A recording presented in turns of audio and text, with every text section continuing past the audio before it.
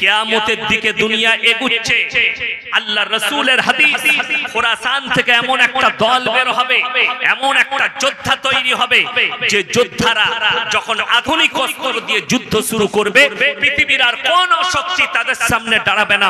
তারা গিয়ে ফিলিস্তিনের ঝান্ডা গেড়ে দিবে। জোরে বলুন সুবহানাল্লাহ। আর যুদ্ধ হবে কার? ইমাম মেহদির সঙ্গে যুদ্ধ হবে দাজ্জালের।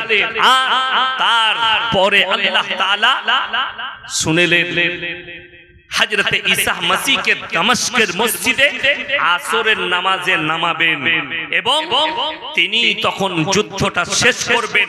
দাজ্জালের খতম হবে ঈসা মসিহর হাতে।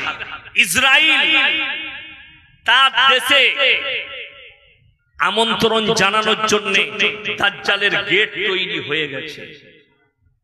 দাজ্জালের জন্য গেট তৈরি করেছে। গত বিশ্বকাপ ফুটবল বিশ্বকাপে যতগুলো ইহুদি নাসারা আর খ্রিস্টানদের প্লেয়ার ছিল তারা সব দাজ্জালের প্রমোট করেছে। আপনারা দেখলেন বার করে। মেসির হাতে টাট্টু ছিল দাজ্জালের এক চোখ কানা, নেইমারের হাতে টাট্টু ছিল এক চোখ কানা। যতগুলো বেঈমান কাফেরদের প্লেয়ার ছিল সবাই প্রমোট করেছে দাজ্জালের। এটা তাদের একটা বহুত বড় আকীদা যে দাজ্জাল আসবে আর ইসলামকে শেষ করবে। আর আল্লাহর কসম, ওই ইহুদি নাসারারাও শুনে নাও, দাজ্জালকে মারার জন্য ঈসা মসিহকে আল্লাহ পাঠাবেন। আর খোরাসান থেকে এমন একটা দল বের হবে, আপনারা শুনেছেন। এরপরে লেবাননের সঙ্গে যুদ্ধ শুরু হয়েছে, লেবানন জড়িয়েছে। পরের মাসে ইরান জড়াবে, ইরাক জড়াবে, জর্ডান জড়াবে। পৃথিবীর শ্রেষ্ঠ মুফতি তাকি উসমানী, যিনি মুফতি শফি সাহেব রহমতুল্লাহ আলাইহি ছেলে পাকিস্তানের, তিনি বলেছেন ये युद्ध इतना जल्दी खत्म नहीं होगी, ये चिंगारी पूरे दुनिया पर फैल जाएगी। मुसलमान তুমি রেডি থাকো, এইটাই গড়িয়ে যাবে আমার ভাই। ওই জন্য যারা ভাবছে ইসলাম শেষ হয়ে যাবে, না, আখরি জামানায় গিয়ে ইসলাম প্রমোট হবে। ইসলামী একমাত্র পৃথিবীর বুকে থাকবে। আপনারা দেখতে পাবেন দলে দলে ইসলাম কবুল করছে। এই দু একজন নাজিয়া ইলাহি খান আর যে পণ্ডিত বলেছে আর যে সংসদ বলেছে, उत्तर प्रदेशের बीजेपी संसद, अरे तुम लोगों को जितना भौंकना है भौंक लो, हमारे रसूल का हदीस है कि एक दिन पूरे दुनिया में इस्लाम का डंका बाजेंगे। जोरे बोलूं सुभान अल्लाह। আমার ভাই মুসান্নাফ ইবনে আবু শাইবার হাদিস, এই হাদিস থেকে বোঝা যায় আল্লাহর হাবিব বললেন গোটা পৃথিবীতে মসজিদগুলো মুসল্লিতে ভরে যাবে। জোরে বলুন সুবহানাল্লাহ। কিন্তু দুঃখের কথা নবীজি বললেন পরের ওয়ার্ডটা যে শোনো, সেই মুসল্লিরা হবে সুদখোর মুসল্লি, সেই মুসল্লিরা হবে বদদিন মুসল্লি। তাদের কাছে ঈমান থাকবে না, তারা খালি লক্ষ্য রাখবে মাথা ঠুকবো, বড় বড় অট্টালিকা বাড়ি বানাবে, বড় বড় তারা শপিং মল তৈরি করবে। ইমানদার খুঁজে পাওয়া মুশকিল হবে। আমার মুসলমান ভাই, এখন বর্তমানে সময় আছে, আপনি হকের পাশে রুখে দাঁড়ান, হককে চিনতে শিখুন। যার মধ্যে নামাজ নাই তার মধ্যে ইসলাম নাই। আজকে সকলে হাত তুলে বলুন আমরা 5 ওয়াক্তের নামাজি হব। জোরে বলুন ইনশাআল্লাহ। আপনারা ইমানদারির সঙ্গে বলুন, আমি আপনাদের ইমাম সাহেবকে দোয়া দিয়ে যাব। এতগুলো বাচ্চাকে এত সুন্দরভাবে শিক্ষা দিয়েছেন, আপনারা সবাই ইমানদারির সঙ্গে বলুন তো, প্রত্যেকটা মুসলমান নরনারীর জন্য দ্বীনি শিক্ষা করা কি? আরো জোরে বলুন ফরজ। আমি চ্যালেঞ্জ ছুড়ে বললাম, হাওড়া জেলায় যদি সমীক্ষা করা হয়, পুরো হাওড়া জেলায় 100টার মধ্যে 80টা মুসলমানের কাছে দ্বীনি। ঠিক বললাম না? বলবেন না?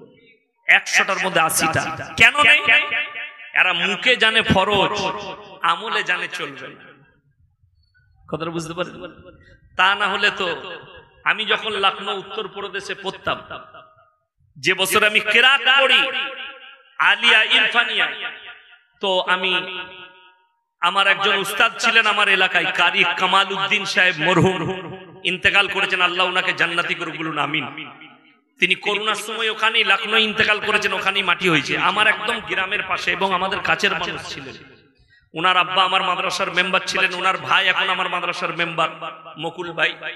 তো উনি যে মসজিদে চাকরি করতেন, ওই মসজিদে একটা রুম ভাড়া নিয়ে আমি ছিলাম। মাদ্রাসায় থাকতাম না, রান্না করে খেতাম, মাদ্রাসায় ক্লাস করতাম। তো নামাজ মাঝে মাঝে কারি সাহেব চলে গেলে আমাকে বলতেন, ভাই ফজর পড়া দেনা।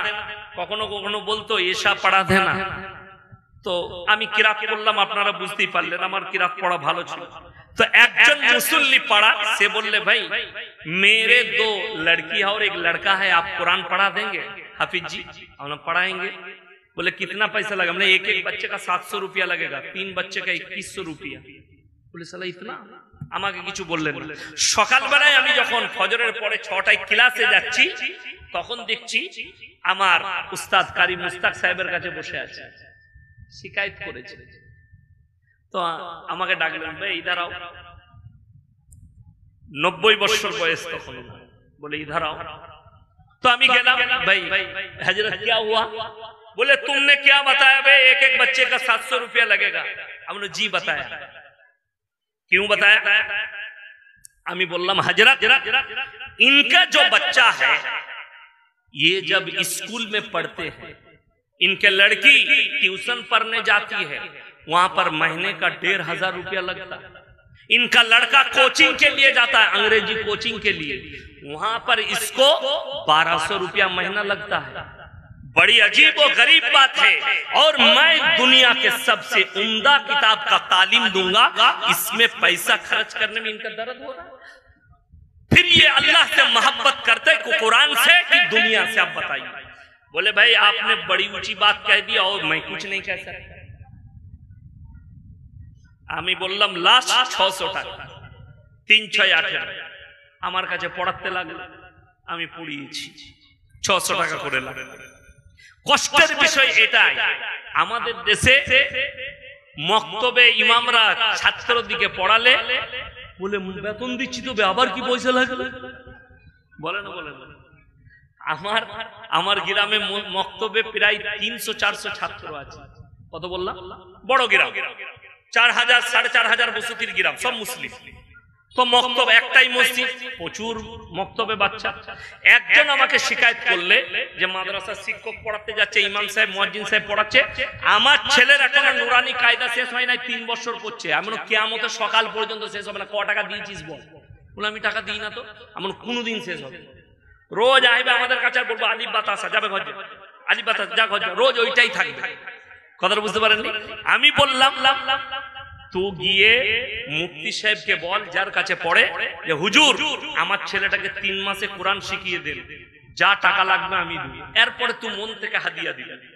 তো ছেলেটা 3 মাস নয় 2 মাসে কোরআন শিখে যাবে। কথাটা বুঝতে পারেন? আপনি ভেবে দেখুন, মহব্বত কোরআনের প্রতি যদি থাকে, আপনার কোরআনের প্রতি খরচ করতে কোনো রকমের দ্বিধাবোধ হবে না। জানেন গুজরাটের একজন বড় মুবাল্লিগ আছেন, তাবলীগের মুবাল্লিগ, তিনি হচ্ছেন মুফতি ইব্রাহিম দেওলা। 50 কোটি টাকার মালিক, কিন্তু বাপ মাদ্রাসায় পড়িয়ে হাফেজ মোল্লা মুফতি করেছে। বলুন সুবহানাল্লাহ। মোল্লা আহমদ লাট সাহেব 70-80 কোটি টাকার মালিক, তিনি এত বড় সম্পত্তির মালিক, কিন্তু বাপ আলেম করেছে। আমি যখন গুজরাটে পড়তাম কাফলেতায়, আমার একজন থাইল্যান্ডের সাথী ছিল, আশরাফ থাইল্যান্ডি, আমার সাথে পড়তো, আমার পাশে বসতো। একই ক্লাসে যখন হিফজ করতাম আমার পাশে বসতো, আমি সবক পড়িয়ে দিতাম। থাইল্যান্ডি ছিল, আমার সঙ্গে ঘুরতে যেত সব জায়গায়, ভাঙা ভাঙা হিন্দি আমার কাছ থেকে শিখছে। বললে বিশ্বাস করবেন না, আমার বাড়ি থেকে তখন মাসে 1000 টাকা যেত খরচা, হাত খরচা।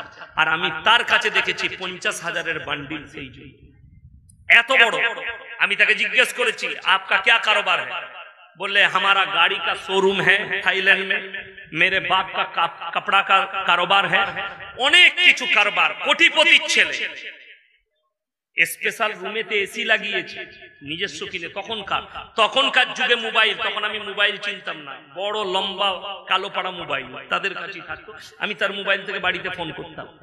বড় কষ্টের বিষয়, তাদের কাছে মাল আর দৌলত একদিকে, সর্বপ্রথম তারা ছেলেদিকে শিক্ষা দিয়েছে কোরআনের শিক্ষা, কোরআনের তালিম।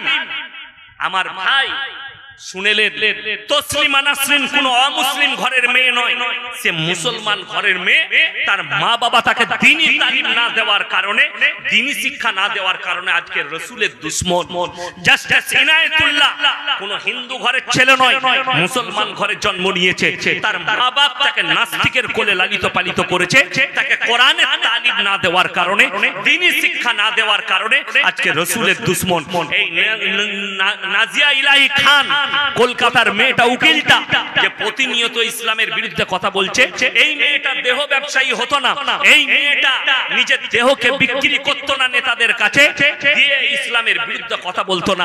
এর মা বাপ একে দ্বীনি শিক্ষা দেয়নি, এর কাছে ইলম দেয়নি, একে পর্দা শিক্ষা দেয়নি, যার কারণে এই নিজের শরীরকে বিলীন করে দিয়েছে আর প্রতিনিয়ত রাসূলের বিরুদ্ধে কথা বলছে।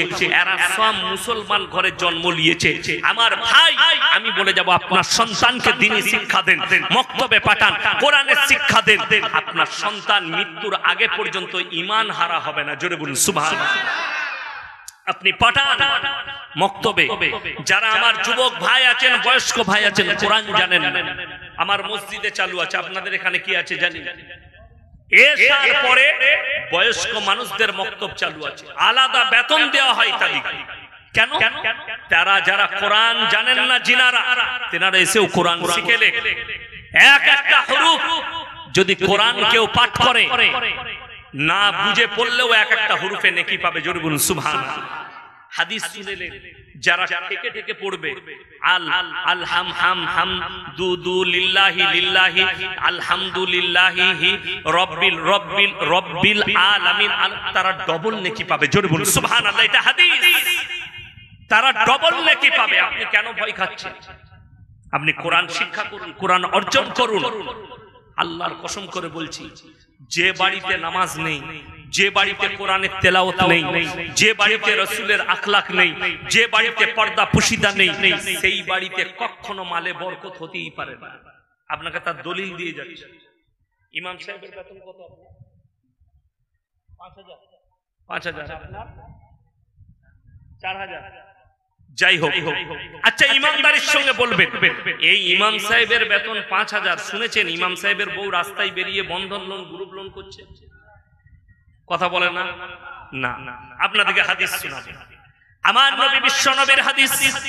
হে আমার নবী, নবীজি বললেন, হে আমার সাহাবীরা শোনো, যারা আল্লাহর রাস্তায় দ্বীনের পথে থাকবে মৃত্যুকাল পর্যন্ত, আল্লাহ তাদেরকে ইজ্জতের রুজি দান করবেন। জোরে বলুন সুবহানাল্লাহ।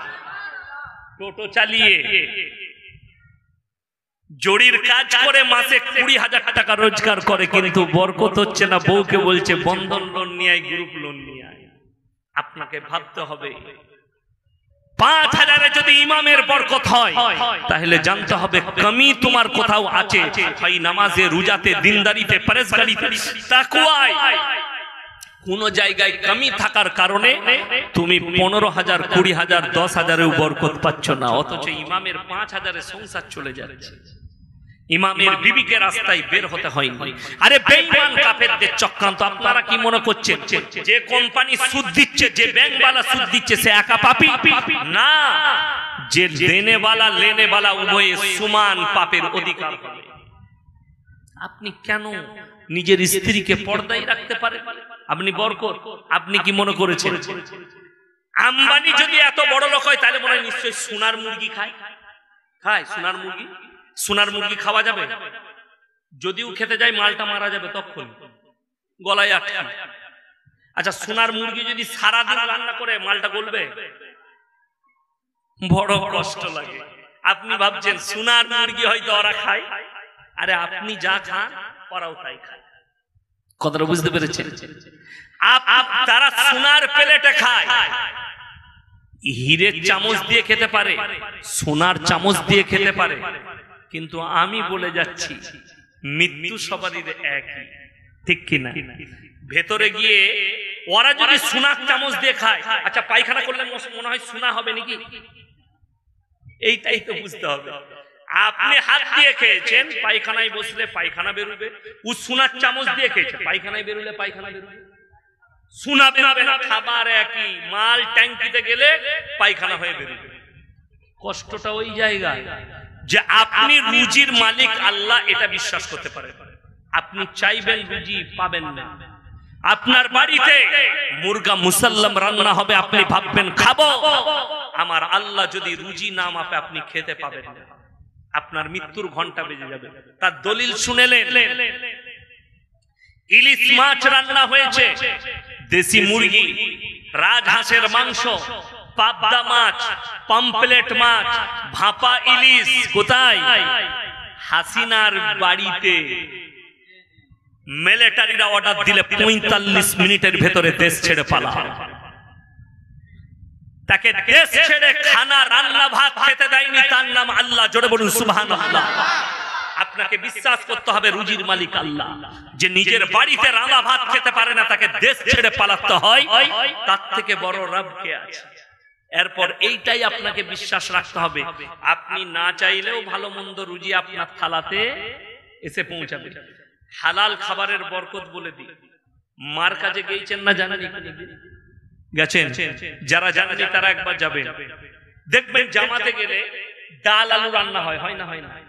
তো আপনি যদি খান চাই খান, তা মনে মনে হবে আমার বউ তো এত ভালো রাঁধতে পারে না, কি করে রাঁধবে? বলে না? বলেন। আপনি মাদ্রাসায়, আমাদের মাদ্রাসায় পুঁই শাক আলু ডাল হয়েছে, তো গ্রামের একজন ধনী ব্যক্তি, বড় লোক, আমি বললাম ভাই এক কাপ খেয়ে দেখুন। না খাবো। আমি খান। এক কাপ খেয়ে দিয়ে বলছে ভাই এত মজা। আমি খালি একটাই কথা বলেছি, যারা আল্লাহর রাস্তায় থাকবে আল্লাহ তাদেরকে হালাল রুজি দিবে, ইজ্জতের খাবার দেবে এবং খাবারের মধ্যে বরকত পাবে। আপনি যদি মার কাছে যান, পুঁই শাক আর আলু ডাল ভাত খান, আপনি বাড়িতে এসে দেশি মুরগি দিয়েও ওই মজাটা পাবেন না। এখন বড় কষ্ট লাগে। অনেকজন বলছে, আমাকে একজন প্রশ্ন করেছিল আমাদের বর্ধমান জেলায় মেমারিতে, লিখে যে হুজুর আল্লাহর হাবিব সাল্লাল্লাহু আলাইহি সাল্লাম তো বেঈমান কাফেরকে দাওয়াত দিয়েছিল, এটা কিন্তু সত্য? সত্য না সত্য নয়? কথা বলে। নবীজি কিন্তু মুসলমানকে দাওয়াত দেয়নি। তার একটা হিস্ট্রি শোনাচ্ছি। আজকে কেন মুসলমানের দরজায় গিয়ে বলতে হচ্ছে নামাজ পড়ো, আর কেন প্রয়োজন আছে, এটাও আজকে বুঝিয়ে দিয়ে যাচ্ছি। আমার গ্রামে আমি যখন মাদ্রাসা থেকে বাড়ি যাই, ওখানে ৩৫ থেকে ৪০ ঘর দাস আছে। কি বললাম? দাস। দাস মানে অন্য জাতি। তো তাদের একটা ছেলে প্রত্যেকদিন মদ খেয়ে রাতের বেলায় গালি গোলজ মাতলামি করে, বাড়িতে অশান্তি করে।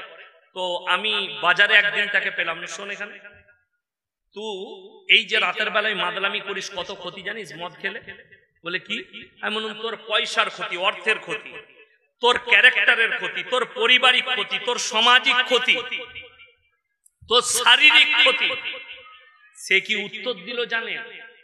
ভাই তুমি আমাকে মানা করছো, তোমার অমুক মুসলমান ভাই তার পয়সা দিয়ে মদ কিনে আমাকে পান করা, তোমার অমুক মুসলমান ভাই বাড়ি থেকে মুরগির মাংস কষে এনে আমাকে মদ খাওয়ায়। আপনি বলুন তাকে দাওয়াতটা দেবো না আমার মুসলমান ভাইকে আগে দেব? কথাটা বলেন। এই মুসলমানকে দিতে হবে যে হাই রে মুসলমান। কোন মুসলমান জানে না মদ হারাম? কথা বলেন। সবাই জানে না? জানে না। তারপরেও যদি মদ খায় তাকে বলবে কে? তাকে বলবে কে? আমার গ্রামে আসুন, আমি ছোটবেলায় যাদিকে বাগদি পাড়ায় মদের ফাঁটিতে বোতল নিয়ে সারাদিন মদ খেতে দেখেছি, আল্লাহর কৃপায় দাওয়াতের মেহনতে সেই মানুষগুলো আজকে ফাঁস কাতারে তসবিহওয়ালা তাহাজ্জুদ গুজার। আপনি অবাক হবেন, তাদেরকে দেখলে চোখের পানি বেরোয়। মাঝে মাঝে আব্বা জানের কাছে এসে বসে। সাল চিল্লার সাথী জীবন তাদের পরিবর্তন হয়ে গেছে, তাদের হিস্ট্রি। এলাকার লোক ভয় খেত সেই টিমটাকে। আমার গ্রামে, আপনি বর্ধমান জেলায় গিয়ে খালি আমার পুরসার যদি নাম করেন, আজ থেকে 30 বছর 40 বছর আগে রাতের বেলায় গাড়ি পার হতে ভয় খেত আমার পুরসার উপর দিয়ে। আজকে আল্লাহর কৃপায় জানেন গাড়ি পাল্টি হলে 30 বছর আগে সেই গাড়ির একটা পার্টস খুঁজে পাওয়া যেত না। আজকে যদি কোনো গাড়ি পাল্টি হয় তা জানবে, সে মনে মনে করবে আমার সমস্ত মালের হেফাজত হয়ে গেল, এখানে কোনো অসুবিধা নেই। ওই মানুষগুলোই তো খালি মেহনত করা হয়েছে, তাদের পেটে সময় দেওয়া হয়েছে, যার কারণে। আরে ভাই, অনেকজন বলছে এরা ফিস্টি করতে এসছে। আরে ভাই, তুই একটা ফিস্টি করে একজনকে একটু নামাজি করে দেখা না। কথাটা বুঝতে পারেন? তুই ফিস্টি কর, আমি পয়সা দেবো ফিস্টি করা। তুই একজনকে দাওয়াত দিয়ে দেখা।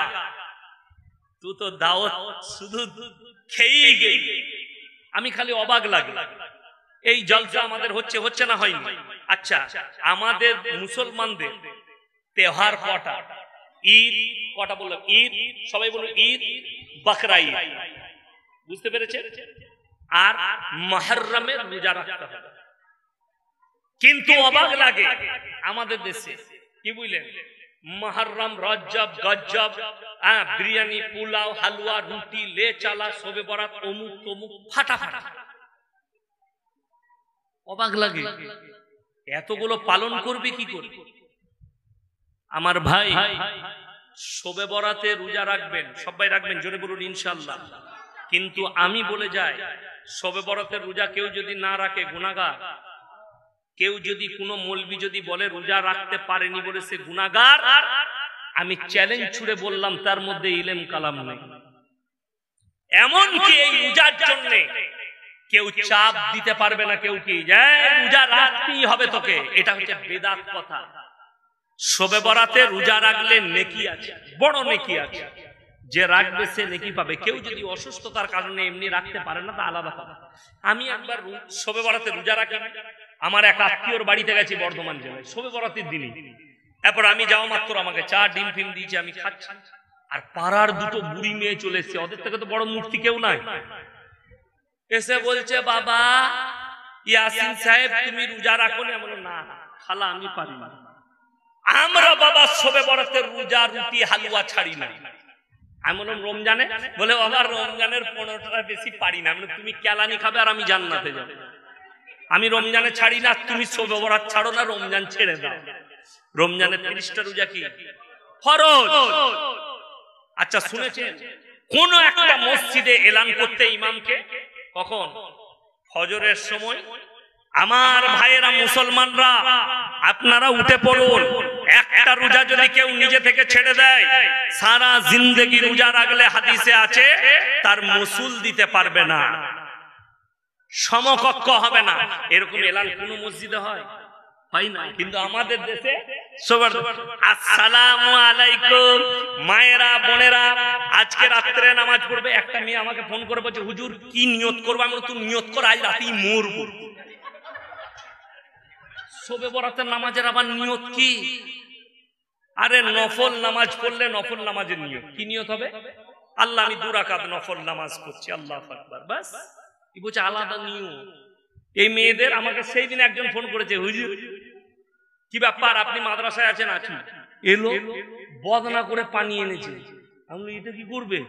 আমি মনে মনে করলাম আমাকে উঁচু কুচু করানোর লেগে এনেছি। বোঝে না কি হয়েছে? বলছে আমার বউ মায়ের বাচ্চা হয়েছিল, আজকে 40 দিন ফরজ গোসল করবে, পানিটা পড়ে দিন। আমি ওই দোয়া আমার জানা না, যে মৌলবি জানে তার কাছে যাও। এইগুলো হচ্ছে বেদাত। নারীরা 40 দিন পেরিয়ে গেলে যেভাবে ফরজ গোসল করে ওইভাবেই ফরজ গোসল হবে, আর কোনো আলাদা দোয়া নাই। বাচ্চা হলে আলাদা দোয়া শুনেলেন। বাচ্চার মুখে, বাচ্চা যখন 4 মাস হয়ে যায় কিংবা 40 দিন পেরিয়ে যায়, আমরা মুখে পানি দিই।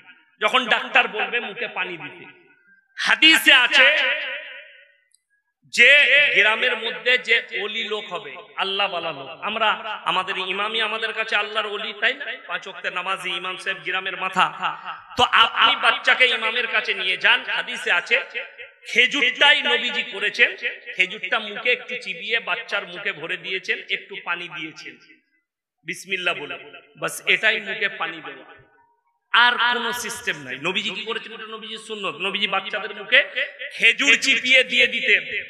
আপনি ইমামকে বাড়িতে ডেকে নিয়ে যান, মুয়াজ্জিন সাহেবকে নিয়ে যান, খেজুর চিবিয়ে মুখে দিয়ে দিবে। আমাদের সমাজটা শেষ হলো কি করে জানেন? হাদিসুন নিসাই, খালি মেয়েদের হাদিস। আপনি জিজ্ঞেস করুন, আমাকে মুর্শিদাবাদ থেকে একটা ছেলে ফোন করে বলছে, হুজুর আমাবস্যার রাতে কি বিয়ে করা যাবে? আমি বললাম মোটেই করিস না, কালো ছেলে হবে।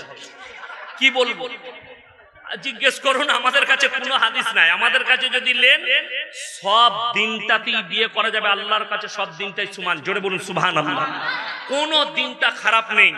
আপনার যদি মনে হলো আপনার ছেলে আমেরিকায় থাকে, লন্ডনে থাকে, আরবে থাকে, বোম্বেতে থাকে, ঈদেতে বাড়ি এসছে, সময় নাই, ঈদের পরের দিনে চলে যাবে, আপনি ঈদের নামাজ পড়ে, জোহরের নামাজ পড়ে ইমাম সাহেবকে ডেকে নিকাহ পড়িয়ে দেন, কোনো গুনাহ নাই, নিকাহ পড়ানো হবে।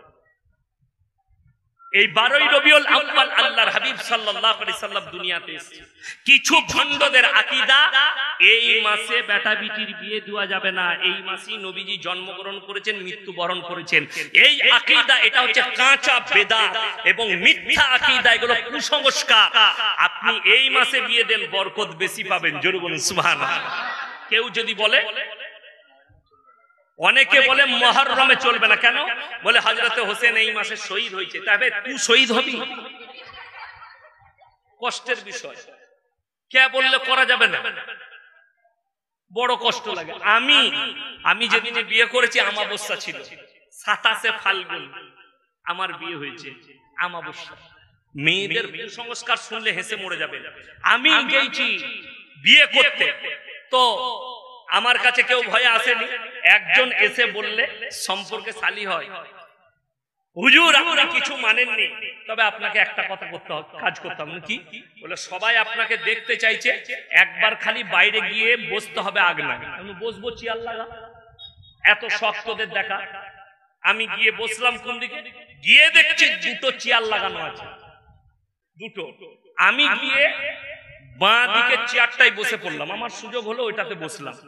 তারপরে দেখছি ডান দিকে চেয়ারে আমার বউকে নিয়ে বসিয়েছি, আর বুড়ি মেয়েরা বলছিল জামাইকে ডান দিকে বসতে হয়, বাঁ দিকে বসলে ছাড় হয়ে যাবে। আমি বললো আমার টাকে হোক। তো আজও পর্যন্ত আমার ছাড় হয়নি, আমার দুটো মেয়ে হয়ে গেল। বিবির সঙ্গে এত মহব্বত। ওই দাদিগুলোকে দেখলে মাঝে মাঝে বলি, খালা এখনো ছাড় হয়নি। কি জানিলো? আমার তোরা কবরে যালো বুঝতে পারো, তোদের কেলানি আলাদা রাখা আছে। এগুলো হচ্ছে হাদিসুন নিসা। কষ্টের বিষয় এটাই, মানুষ কুসংস্কারে ডুবে আছে। মেয়েদের পেটে বাচ্চা থাকলে, সূর্য গ্রহণ হলে বলছে কোনো কাজ করতে নাই, এটা কাঁচা শিরকের কাজ। শিরকের কাজ। কে বললো আপনাকে কোনো কাজ করতে নেই? আপনারা বলুন, সূর্যের মালিককে, চন্দ্রের মালিককে, গ্রহণকে লাগিয়েছে আল্লাহর হুকুমে। তাহলে চন্দ্র সূর্য কি করে আপনার ক্ষতি করবে? আপনার আকীদা বেঈমান কাফেরের আকীদা। এই আকীদা জায়েজ আকীদা নয়। একমাত্র সন্তানের মালিককে আল্লাহ। আপনাদেরকে কোরআন শুনিয়ে দিই, আমাদের অনেক মহিলারা, যে মারা আমার বয়ান শুনছেন, কষ্ট একটাই, মেয়েরা স্বামীকে মজবুর করে দেয়। কি ব্যাপারে? ধরে নেন বিয়ে হয়েছে 1 বছর 2 বছর 3 বছর, বাচ্চা হচ্ছে না, ডাক্তার দেখাচ্ছে বাচ্চা হচ্ছে না, ওষুধ খাচ্ছে, দোয়া দরুদ করছে, বাচ্চা হচ্ছে না। কিন্তু বড় কষ্ট লাগে। আপনাকে মোবাইল খুলে দেখিয়ে দেব, কলকাতার অমুক বাবা একটাই ফোনেতে 24 ঘন্টায় সমাধান। কারোর বউ পালিয়ে গেলে 24 ঘন্টায় এনে দেয়া হয়। একটাই তাবিজে ছেলে হয়ে যাবে। কেউ কেউ বলছে আমার তাবিজে বেটা ছেলে হবে। খোঁজ নিয়ে দেখেছে হারাম করে একটাও বেটা নেই। আচ্ছা, আমাদের মৌলবীদের তাবিজে যদি বেটা ছেলে হয়, আমি ইয়াসিন, আমার দুটো মেয়ে। আপনার কত ছেলে? হয়নি, 3 বছর বিয়ে হয়েছে। ই তো তাবিজ ইউজ করবে, তাই বুঝতে পারছেন না? আচ্ছা, আমাদের তাবিজে যদি ছেলে হতো, পঞ্চায়েত গুলো কার দখলে হতো? আমাদের। 4টা বিয়ে ইসলামে জায়েজ আছে না নাই? জায়েজ আছে। তো 4টা যদি বিয়ে জায়েজ হয়, আমরা মৌলবীরা 4টা বিয়ে করতাম, বছরে একটা করে ছেড়ে। 10 বছরে কটা? 4 10 কত? লাঠি টাকার জোর বেশি। আমার সালা পঞ্চায়েত আমার শর্ত।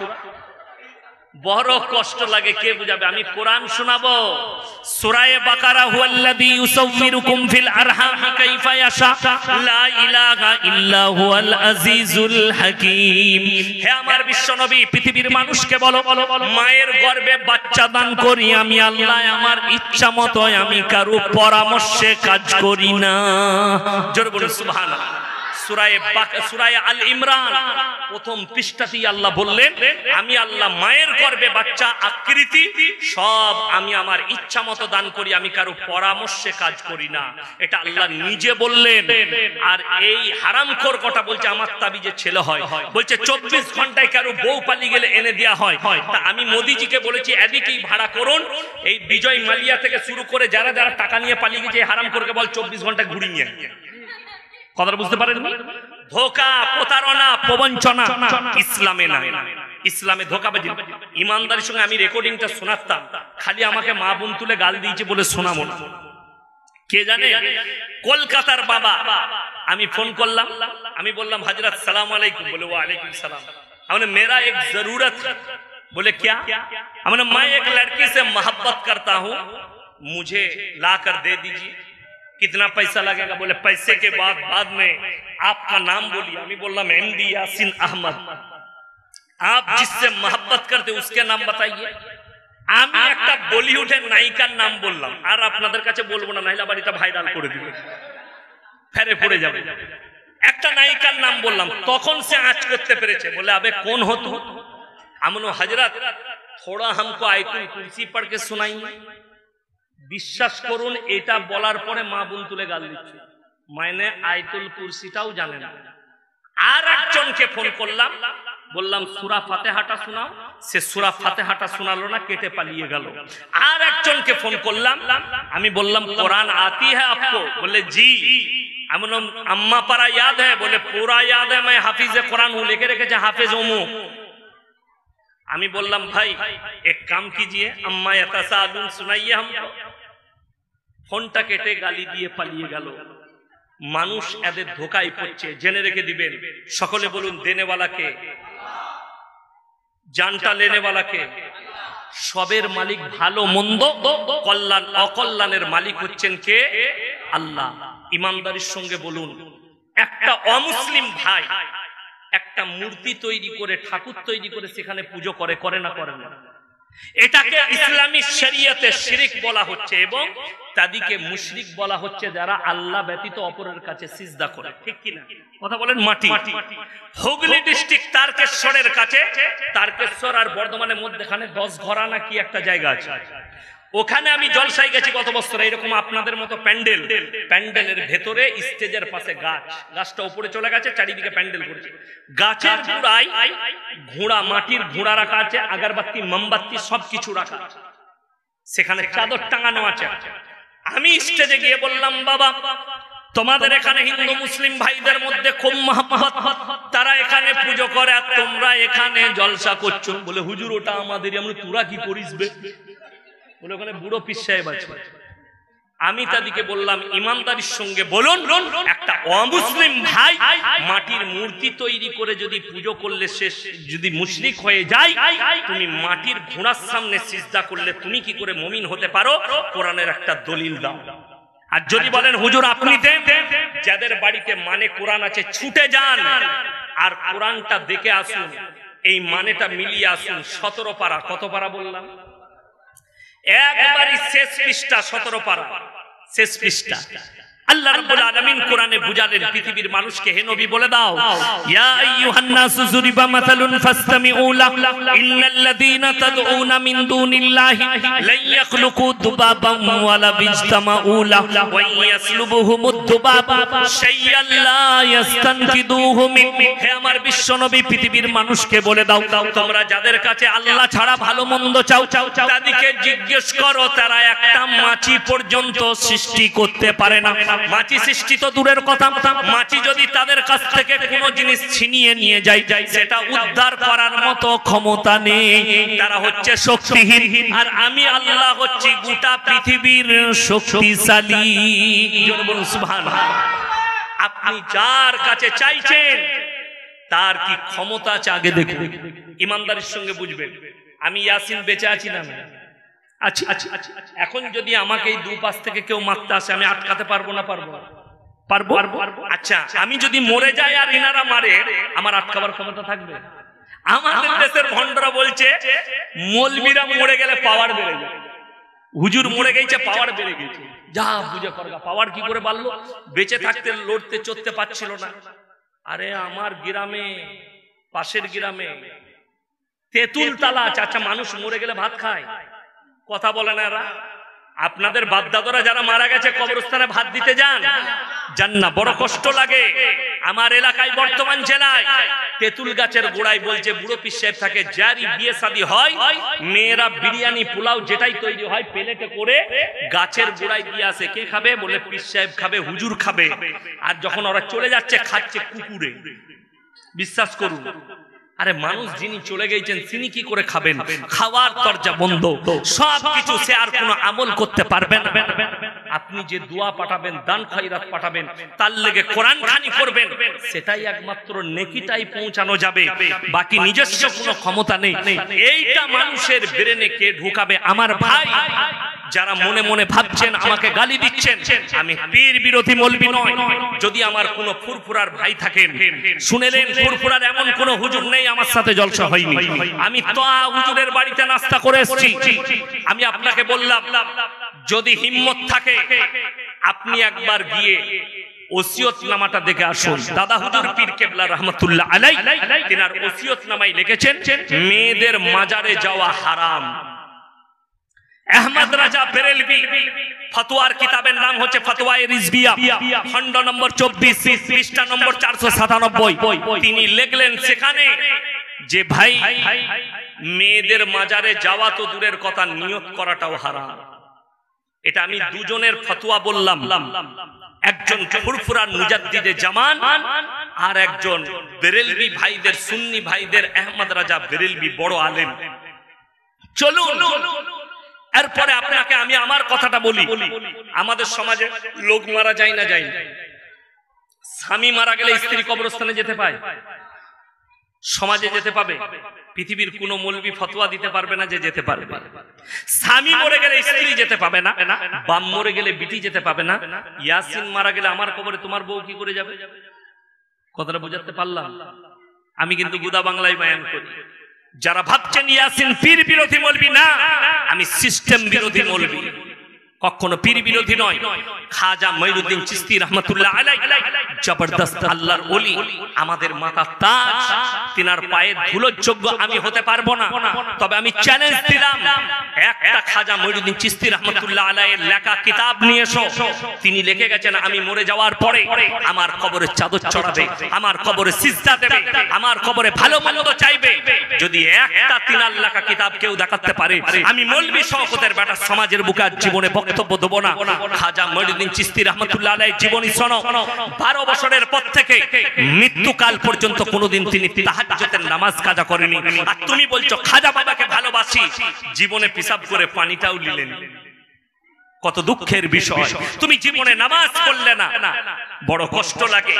আরে ভাই, কবরের চাদর চড়ানো যদি জায়েজ হতো, আল্লাহর হাবিবের কবরটা আসমান পর্যন্ত হিরে মতি মুক্ত চাদরে ঢেকে যেত। আল্লাহর রাসূলের কবরে জায়েজ নেই, পৃথিবীর আর কোন মৌলবি মুল্লা পীর ফকিরের কবরের জন্য জায়েজ হতে পারে না। আমার ভাই যারা হজ করতে গেছেন, হাজী সাহেব কে কে আছেন হাত তুলেন? এখানে একটাও নেই। এটাই আফসোস। আমি দোয়া দিয়ে যাচ্ছি, সকলে আমিন বলবেন। আল্লাহ মৃত্যুর পূর্বে আমাদের সকলকে ইহরাম বাঁধার তৌফিক দান করে বলুন আমিন। আপনার এলাকায় কোনো হাজী সাহেব থাকলে সকালে গিয়ে খোঁজ নেবেন। আমি তো প্রায় আসি বাউড়িয়ায় শ্যামসুন্দর চকে হাজী শাহানুর উস্তাকা, বিরাট বড় কাপড়ের ব্যবসায়ী, দীঘাতে 2খানা হোটেল আছে। আমাকে বেটা বেটা করে, ওনাকেও জিজ্ঞেস করবেন। উনি হজ করতে গেছেন, কয়েকবার সপরিবারে উমরা করতে গেছেন। মক্কা থেকে মদিনা 430 থেকে 470 কিলোমিটার রাস্তা, একটাও মাজার পাবেন না। আমার বাড়ি থেকে আপনাদের এখানে 160 কিলোমিটার রাস্তা, 160,000-এর বেশি আছে। আমার ভাই, আমি পীর বিরোধী নয়। তুমি খাজা বাবার মাজারে গর্ব করে বলছো আমি খাজা বাবার মাজারে 5000 টাকার চাদর চড়িয়েছি। ওরে মূর্খ, ওই চাদরটা খাজা বাবার মাজারে না দিয়ে তোর পাড়ার যে বৃদ্ধ মহিলারা, গরিবরা, যাদের কাছে চাদর নাই, যদি 50টা চাদর কিনে 50টা মায়ের গায়ে চাদর তুলে দিতিস, খাজা বাবাও রাজি হতো, আল্লাহও রাজি হতো। কিন্তু বড় কষ্টের বিষয়, যারা মনে করছে আমি আজমিরে গিয়ে 100টা ফকির খাইয়ে এসেছি, আমি চ্যালেঞ্জ ছুড়ে আমি দলিল দিয়ে যাচ্ছি, তার দোয়া কবুল হবে না আল্লাহর কাছে, সেই দান সেই খাবার কবুল হবে না। কেন? আমার আল্লাহ দানটাও শিখিয়ে